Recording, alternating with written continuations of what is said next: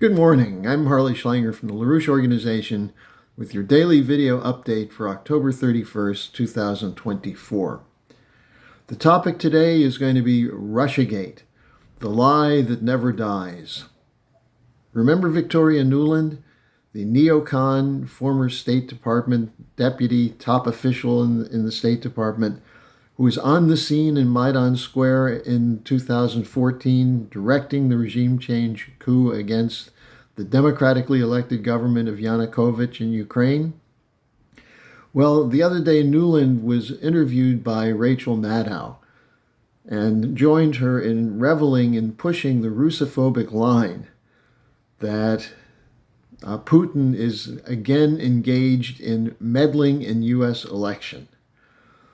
Maddow said this is the third election in a row that Russia has interfered in to elect Donald Trump. And Nuland responded, quote, "He's at it again," unquote. She said that Putin is not even trying to hide his hand because today he has more sophisticated tools.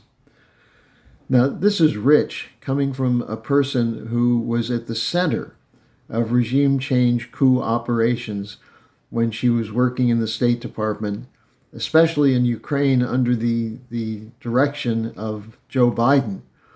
Biden, the vice president, was President Obama's point man for Ukraine. Now, the role of Nuland is well known as the rioting spearheaded by neo-Nazi thugs who were in many ways on the payroll of Nuland and also George Soros.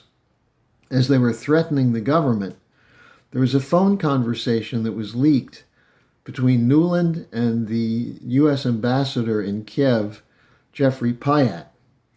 And this provided absolute conclusive evidence of U.S. meddling in the Ukrainian situation. What Nuland discussed with Pyatt is who should lead the new government after Yanukovych is driven out of office. And she came up with the idea that Yats is our man, referring to Yatsenyuk, who is one of the leaders of the opposition. Now, Nuland later admitted that the U.S. spent $5 billion over the years before the coup to arrange it. At one point, she was even on the scene handing out cookies to demonstrators. And after the coup took place, she was one of the people who defended the neo-Nazis who were involved in shooting at demonstrators at Maidan Square. She denied there were Nazis in Ukraine, and she said that this was an example of a democratic revolution.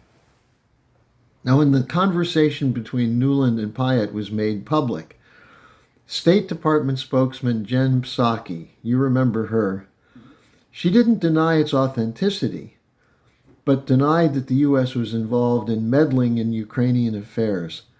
And she said that releasing the tape was, quote, a new low in Russian tradecraft, unquote.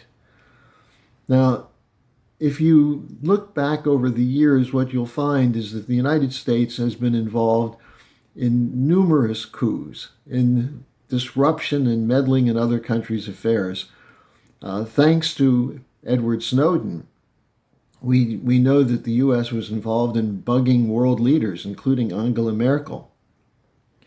So the irony of Nuland and Maddow discussing Russian tradecraft and interfering in the U.S. election with absolutely no evidence, this gives you a sense of the absolute corruption of the establishment in both parties running U.S. policy. Now, Nuland, as I said, was operating on behalf of Joe Biden when she was involved in the Ukraine coup. Previously, she'd worked for Dick Cheney. You know Dick Cheney, the spawn of Satan, who lied to get the United States involved in a war in Iraq, who is now one of the leading Republicans who has endorsed Kamala Harris. Now, Nuland's husband, Robert Kagan, is one of the leading neocons. He helped found the Project for a New American Century with William Kristol, And PNAC was part of the Wolfowitz doctrine, the idea that the United States must be the sole superpower and must prevent any rivals from emerging. This is the Brzezinski line that has been at the center of U.S. policy, and why it is that the United States is so hostile to Russia. It has nothing to do with Russian interference in U.S. election, which has not been proven by anyone. It has to do with the geopolitical doctrine, which says that the United States is the center of the Unipolar Order and has the right to interfere against any country that violates what Blinken calls the rules-based order. And what is the rules-based order? It's rules made to defend the global control of credit and currency and trade, and the right of the U.S. to destroy any government which moves against that U.S. policy, as we've seen in the case of Libya's Gaddafi, Iraq's Saddam Hussein, and Yanukovych. What was Yanukovych's crime? He wanted a neutral Ukraine. He wanted Ukraine to be part of the European Union, but still a partner with Russia. That's why he was overthrown. And when Putin in 2018 to 2022 was trying to get the United States to recognize legitimate security interests of Russia, that Ukraine remain neutral, the U.S. refused to talk to him. So there's a rich irony of Nuland talking about how Russia is interfering in the U.S. election. Now, it's also worth noting that her husband, Robert Kagan, just left his position on the editorial board of the Washington Post out of anger that the Washington Post refused to endorse Kamala Harris for president. Now, why is this all so significant? Why bring it up today? Well, we exposed the Russiagate story before virtually anyone else.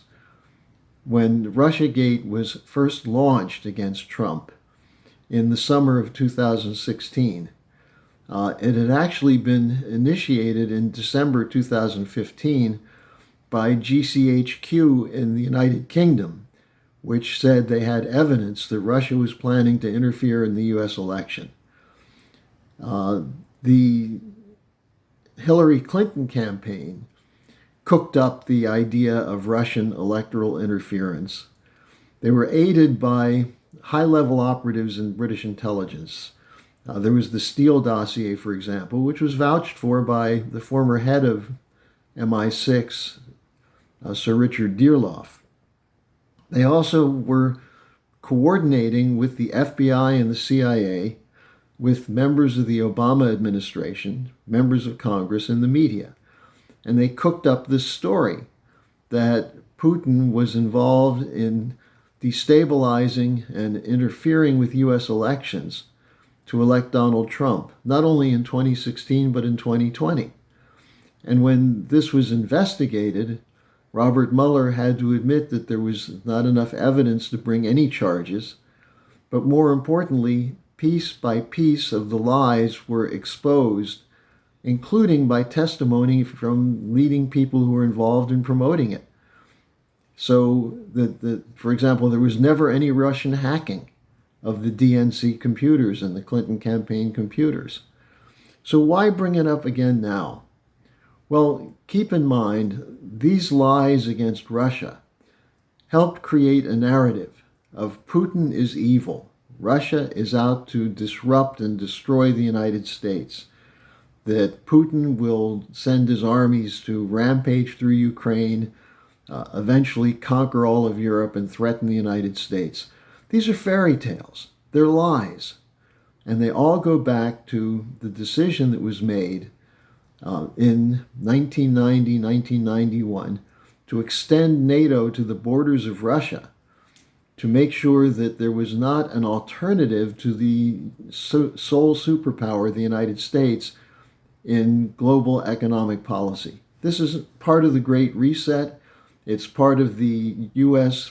Anglo-American imperial policy to defend a bankrupt system by threatening anyone who gets in the way. And so the result of this has been hundreds of billions of dollars of U.S. money going into a war that's led to hundreds of thousands of Ukrainian deaths and taken us to the brink of possible nuclear war. And that's why it's important to note that it's not at all surprising that Victoria Nuland is showing up again, pushing her lies on behalf of the corrupt establishment that runs both political parties in the United States and controls the executive branch offices in State Department, intelligence, various other agencies. So I would urge you to, instead of listening to this kind of nonsense, take the time to listen to the discussion I had with Helga Zepp-LaRouche yesterday with our weekly dialogue, where she laid out where things stand in the world and why it's important that Americans come to understand that we're being victimized, as are the Europeans, victimized by lying narratives presented on behalf of a corrupt and greedy corporate cartel organization committed to destroying any potential to break out of the current unipolar order. So I'll have a link for this in the description section. Tomorrow's Friday. If you have questions for me or comments, send them to me at harleysch@gmail.com.